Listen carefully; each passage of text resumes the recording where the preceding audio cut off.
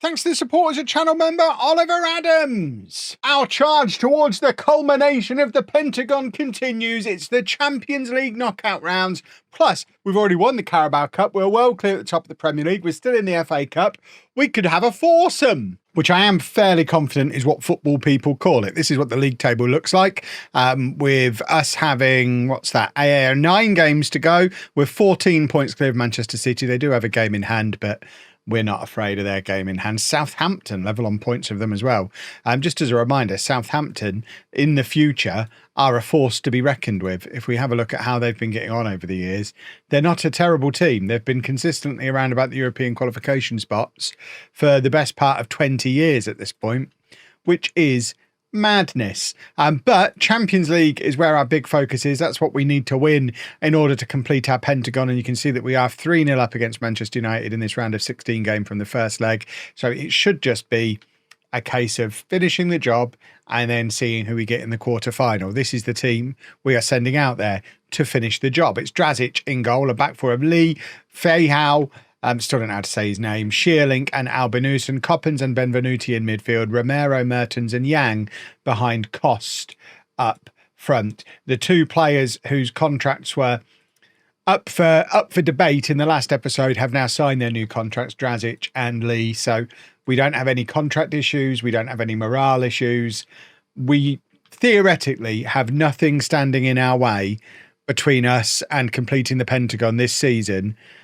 And it kind of needs to be this season because with our pathetically small ground, obviously finances is going to long-term be an issue. I've had a few people saying I'm ruining the club. I would like to point out we've already won the Premier League once. We've already won the Carabao Cup. We're going to win multiple cups this season.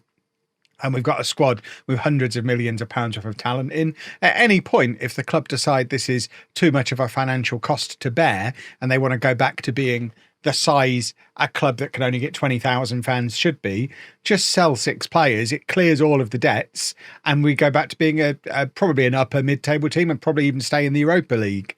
So financial ruin, schminancial schmooing, it's really easy to resolve. We've got at least half a dozen players who we could get £80 million plus for if we needed to sell them.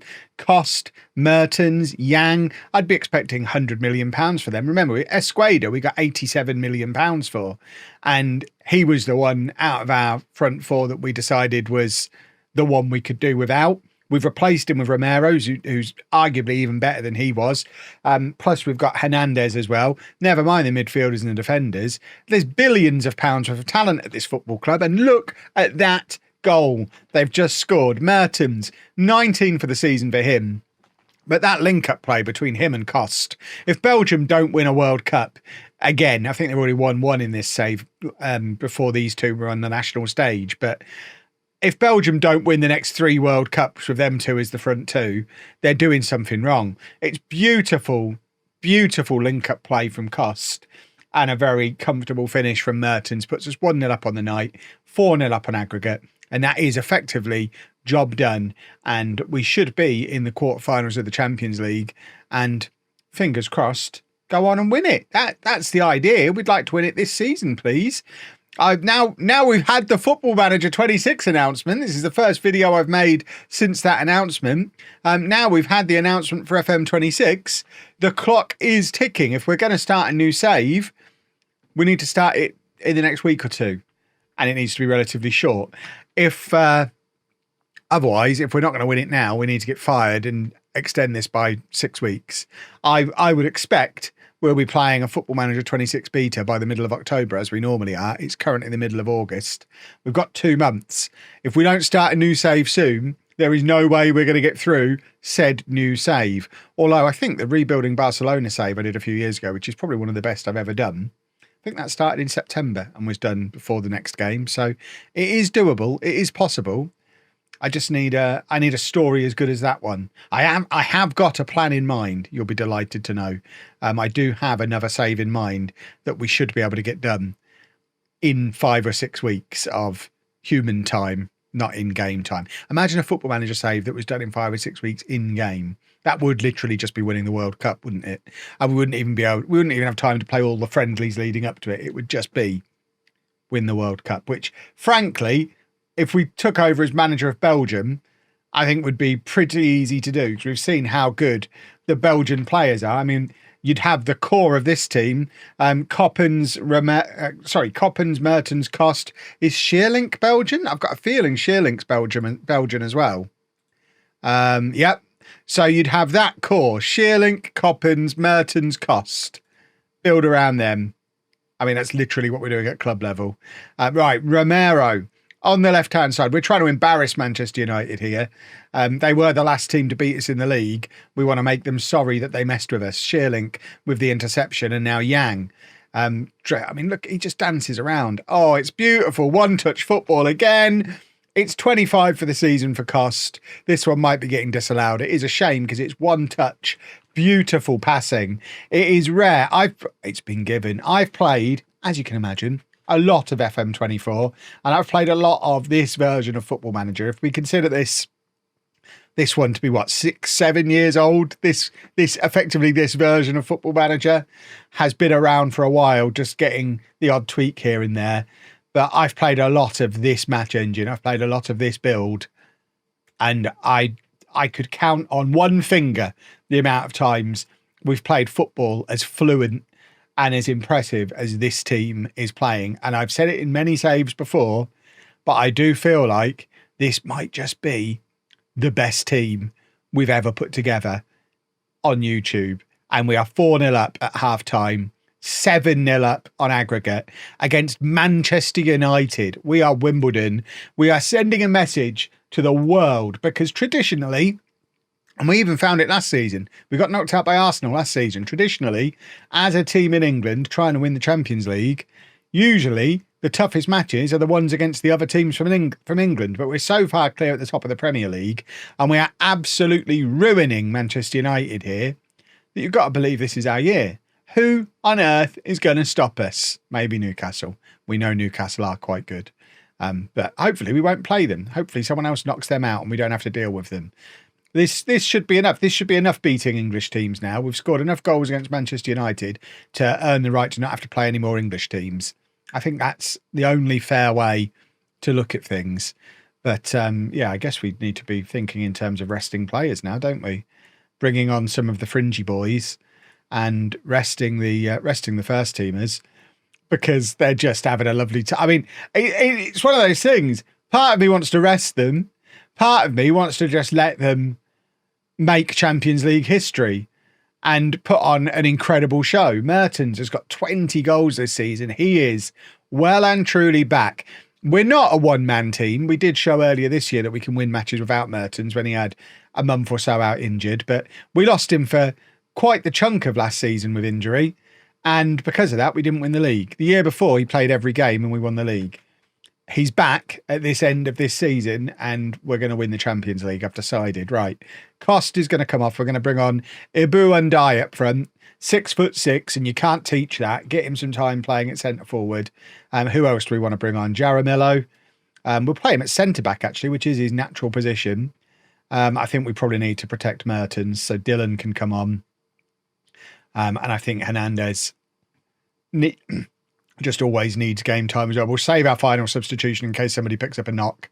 But I think those four with 25 plus minutes left is it's a good run out for all four of them. And let's face it, we're not losing from here, are we?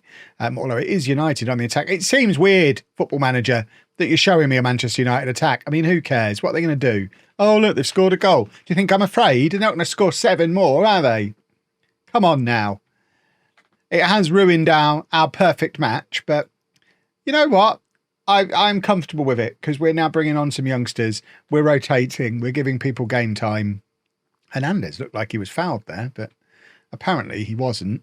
But the one we're paying particular attention to is Undai, 6'6", natural striker, reasonably physical and mobile as well. Still only 18 years old, so he's going to become homegrown at club. If he can become a proper striker, if he can become a proper goal scorer, he's going to be the best player in the universe at 6'6" with his physicality. Right. I know I said they weren't going to score another 7. Let's not test the theory. I'm choking. I need to, hold on. I'm choking on how disgusted I am that we've just conceded 2 goals in 2 minutes or 2 goals in 4 minutes. Please don't let them back into the game. It would be embarrassing more than anything. I'm talking about how great we are, and now we're not being great. Right, we're going to take off Albanus, De Los Santos is going to come on for him as the final change. And hopefully just what is going on? It's now 5-3. I don't think the ridiculous outcome is going to happen. But at what point does the atmosphere around the stadium start to be I'm a little worried here. United have been the better team in this second leg. They're actually going to come out of this feeling quite hard done by. They're going to score again, aren't they? This is absurd. Since we made the substitutions, we have just not been in the match at all. What is happening? It's now 5-4. It's the 89th minute. I'm still not worried. But what they've done here in these final 20 minutes of this match is we sent a message, and now they've sent a message to the rest of Europe saying, There's a way. I mean, it's not a massive advert for Jaramillo at centre-back, is it? I don't know that we blame him for what's happened, but it's one of a handful of appearances he's had in what is supposedly his preferred position, and we've conceded 4 goals in 20 minutes. Sheerlink is now having a little roam forward. I do actually want to win on the night, so I would be upset if we conceded again, because it has dynamics implications then. You can't throw away a 5-goal lead. I don't think I've ever done that before. I talked about this being the best team I've ever put together, the best football I've ever played in Football Manager. It's now 5-5. We have gone from 5-0 up on the 70th minute to 5-5. That is one of the most bonkers games of Football Manager I have ever played. But the important thing is, we're through to the quarterfinal anyway, and it doesn't really matter. But that was insane. Right, Lee needs to go on a little holiday because he's got tired little legs. This is the problem with him being the only proper left back. So he's going to get 2 weeks. We need him fit for the end of the season. We can sacrifice him for 2 weeks now. I know some people in the comments get upset when I do that. Just rotate. I've been rotating, but this way he will be fine. Right, we'll be back for the second leg of the quarterfinal. I don't know who we're going to play. Hopefully someone who's not going to score 5 goals against us. That was madness. Well, we got Real Betis in the quarterfinal, as you can see. Smashed them 5-1 in the first leg, including Yang playing on the left-hand side with Hernandez on the right for the first time because of an injury to Romero. And it actually worked really well. That might be the future. Or it would be if it wasn't for the fact that Yang then immediately got injured. So he's going to be missing for the next 3 weeks. So yeah, Romero is back in, saves his spot for now. I mean, to be fair, Romero has done nothing wrong. I feel like Yang and Hernandez are my boys because I found them when they were young and didn't pay a lot for them. Whereas Romero, we spent a lot of money on him as a mid-20s, and that's never going to appeal to me the same way. But we are looking, obviously, to not have a repeat of what happened against Manchester United in that previous second leg. Let's just win comfortably. We're away from home. This is the team. It's Drazic in goal, a back four of Lee, Vidal Santos, Coppens and De Los Santos. A very mixed back four. The reason for it, Fayal's injured, Sheerlink is injured, so that's 2 centre-backs injured, and Albinusen is injured as well, wherever he is. There you go, he's injured as well. So very makeshift. Don't worry too much about Coppens. He is a natural centre-back. He is 6 foot tall. I'd rather he was in midfield, but he can drop back to centre-back. The only alternative we had was playing Jaramillo there, and do you remember what happened against Manchester United when he came on? So Casalini and Benvenuti will be together in midfield, and then Romero, Mertens and Hernandez behind Cost up front. We are limited with options from the bench. We've got 3 gaps, and I think 3 or 4 of the players who are on there are carrying knocks. So there's not much in the way of substitutions we'd be happy to make. But fingers crossed, what we've got is still enough to get us through. We are still on course for a Premier League win. We're into the semi-final of the FA Cup as well. And yeah, Cost and Mertens are continuing to be awesome. I actually had a look to see if either of them made it into the top 3 of the Ballon d'Or. So I don't remember getting the Ballon d'Or message through. Neither of them did. So they're not quite at that level yet. But when I was looking at the Ballon d'Or, I did notice that Undlove won it 2 years ago. So we have a Ballon d'Or winner who came through our youth team at Stellenbosch. We then took him to the MLS. He made it to Europe on his own and has since won the Ballon d'Or. He's 30 now, so we're never going to bring him bring him home to Wimbledon. But yeah, it's good to see one of our boys is up there. Hernandez, one of the reasons why we wouldn't ever need him here, because they play in the same position, puts us 1-0 up, 6-1 on aggregate. Remember, we saw all this against Manchester United, though, so let's try and avoid any kind of tension. I'll say it here. That's the tie one, because Real Betis aren't going to score 6 goals, are they? Oh, God. Just stop using your mouth, Kev. Castellini did really, really well there after Drazic. Put him in a lot of trouble, but he did an excellent job of keeping hold of the ball, completely calm under pressure. And now, after dragging all the Betis players out of position, we are creating a little bit of space for us to move forward. So it all worked out in the end. It was all deliberate. Hernandez with the cross. Costa's there. Can't keep his header down. But that was some lovely football, playing the ball out from the back. It was just terrifying. Oh, doorbell. How exciting. It was a big box of board games from my friends at Big Potato Games. Make sure you follow me on Instagram to find out what's in that box. I've obviously already had a look because I'm a child and had to have a look, but lovely. Right. Are we winning? Oh, we are still winning. Excellent. That's what I like to hear. I'm LOLLUJO on Instagram, by the way. That's my name here too, in case you're struggling to find me. It shouldn't be that hard, but I know some of you, not that bright. So I'm here to help. It's what I do. Right, 1-0. On the night, 6-1 on aggregate. Coppens is injured as well now. That right centre-back spot is cursed. This is the 3rd match in a row somebody's picked up a knock playing right centre-back. But let's not worry about it. Jaramillo's going to have to get a run out. I mean, we are 7-1 up now. It's not as if bringing him on could lead to us conceding 5 goals, is it? That would be insane. It couldn't happen 2 Champions League games in a row, surely. I still don't think it was his fault. He didn't get an awful rating, so he didn't just come on and stink the place up. Problem is, he is a left footer, and Vidal Santos is a left footer. I mean, Delos Santos can play centre-back, but Albinusen, who would come on at right back, is also not fully fit. I guess we could play Jaramillo at right back, although he's a left footer and a natural left back. So, I mean, we'll figure it out at half-time. I mean, we do need to probably take Coppens off. We can't risk him getting a proper injury. He's our captain. He's a key player for us. And, yeah, we can't risk him getting an injury that keeps him out longer than the second half of this football match. Oh, my word. Just the mention of potentially bringing on Jaramillo. And it all starts to get a little bit questionable defensively. But we have survived, I think, to half-time. We have. Lovely stuff. Right, let's take Coppens off. Who can we possibly... Oh, no, Sheerlink is injured, isn't he? Yeah, he's got a tight hamstring. I think we're just going to bring on Jaramillo. And if it starts to go wrong, we'll make another change. But Jaramillo, we've got to learn to trust him. He's going to be part of the team for many years to come. He's going to be our only homegrown at club player at the end of this season. So we're stuck with him, whether we like him or not. And I do like him. He's never really had a really bad game for us. I think he was just unlucky with the timing of that substitution against Manchester United. And it looks like we're going to score again with him on the pitch now. So clearly he's very good after all. We've got a penalty kick. This would be to put us 3-0 up on the night, 8-1 up on aggregate. We are smashing through this Champions League knockout round. Cost from the penalty spot. How many goals is that for him this season now? 31 goals for Cost. I remember when I questioned whether he'd be prolific enough for us. Clearly, he's prolific enough for us. There was a man who used to do videos on this channel, so had slightly longer hair than me, who said his future was probably on the wing. Glad we don't listen to that numbskull, aren't you? Right. Do we take off Vidal Santos to protect him?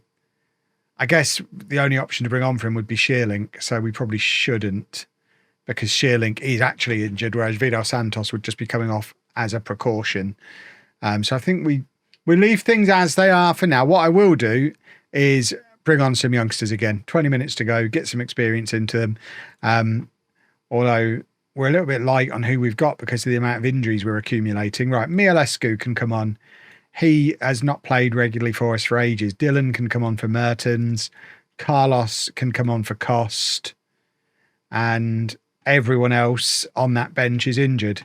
I mean, it would have been nice to bring on Ndai, but he's injured.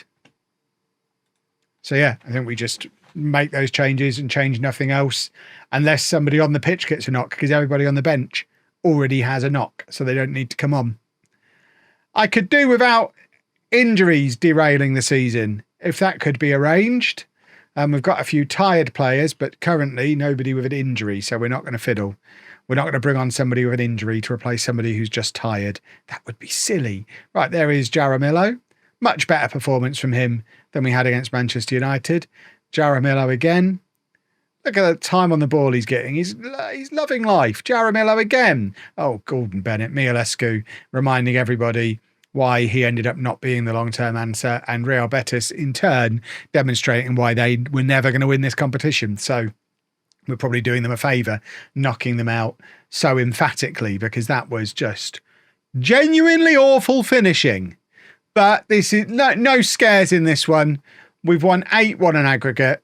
The semi-final is on the way. We've also got a semi-final of the FA Cup and a league title to win. So we've probably got a couple more. Oh, see, that's a problem. We protected him and he's still out for potentially the rest of the season. That's our captain missing. Certainly for the semi-final. He might not even be back for the final, assuming we get there. We're facing Borussia Dortmund in 2 weeks, so he's definitely going to be missing for that. We will be back probably for the second leg of the semi-final and the Premier League decider. And then the next day, hopefully 2 cup finals to wrap things up. That would be ideal. If you've enjoyed that, please make sure you leave a nice big thumbs up on there for me. Subscribe to the channel for daily Football Manager videos. Thank you very much to my handsome Patreon folk. And thank you very much for watching.